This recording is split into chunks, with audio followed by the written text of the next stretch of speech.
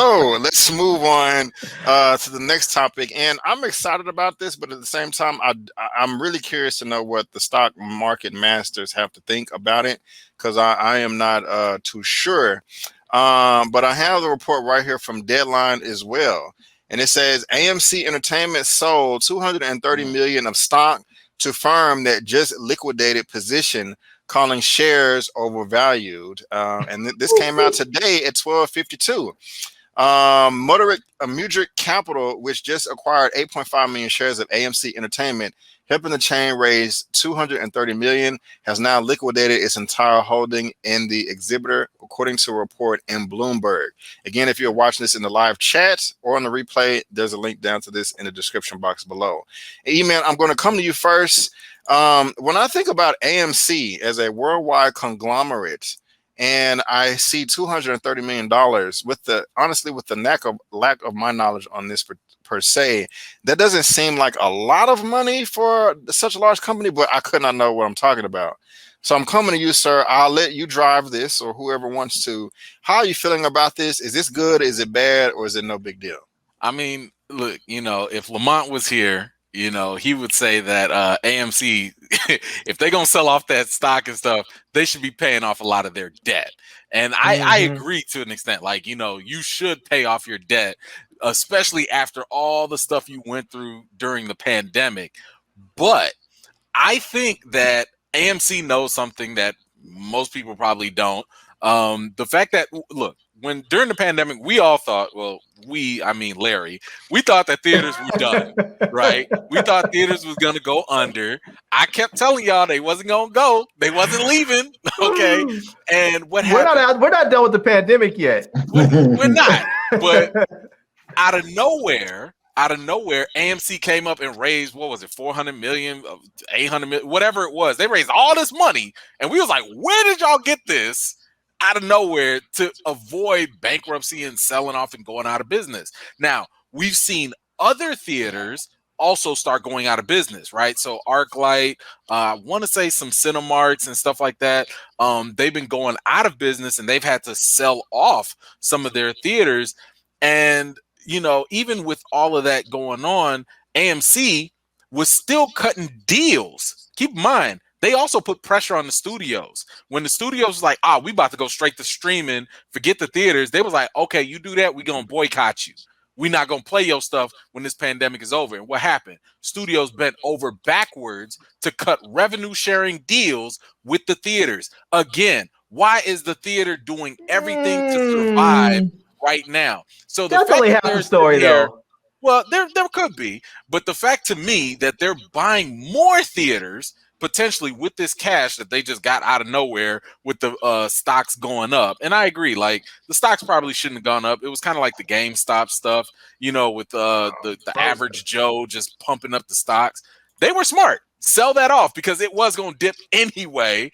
But now they're trying to buy more properties. And I think it's going to be kind of interesting to see if they buy those properties and maybe resell them.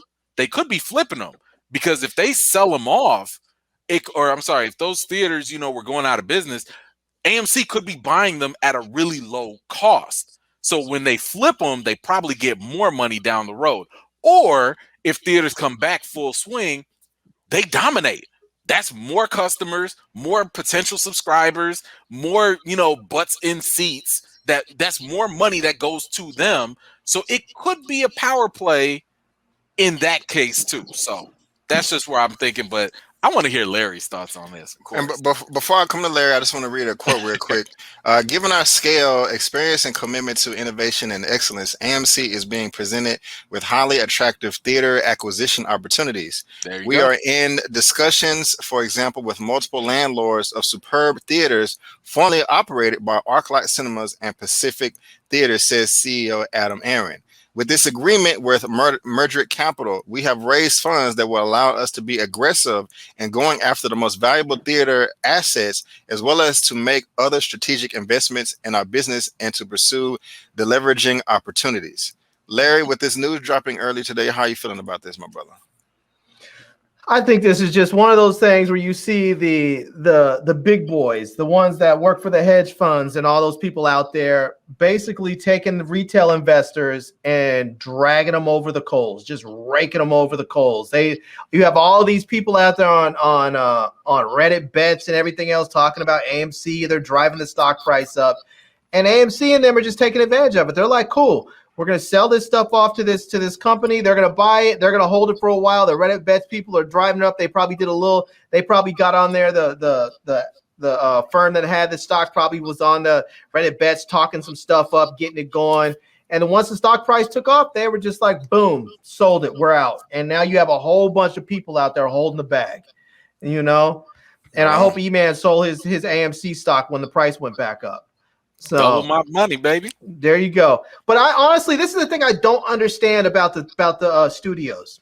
And I know Eman was saying they were bending over backwards because they were worried about AMC not playing their movies. There's only like 5, real media conglomerates in this country, and they control most of everything.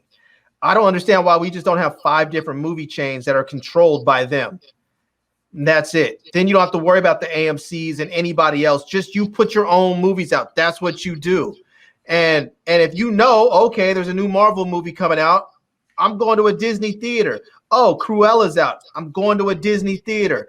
Oh, Mulan or whatever else is out. I'm going to a Disney theater. And if you want to see James Bond, then you're going to the Amazon theater, or the MGM presented by Amazon or whatever they're going to, But I just don't understand why they're even bothering with these theaters now. It doesn't even make me. I would kill them. If it was me and I was a studio head, I'd be like, cool, why am I dealing with you? I'm killing you off. Right on. Because I can tell you right now, there's not, I don't think it's, huh? No, I was just going to say, I like that comment earlier from Ridiculous Thoughts. Because I think the closest you'll get to what Larry is talking about, the exclusivity, where like if AMC, let's just say, AMC buys out all the theaters, buys out all the competition. That's more leverage for them to go to other people, to other companies like Netflix, Amazon, Peacock, I don't know, whoever, to be like, hey, we can put your movie in our theaters exclusively and you pay us a certain amount. Like there's less competition, so there's more opportunities for them to leverage and make that money. Okay. OneTake, you got anything, sir? Well, man, I'm just peeping game right now. Already. Well, I am too. I am too. And so, if you want to peep game, you can peep game from Eman, Larry, and Lamont. I am a spectator.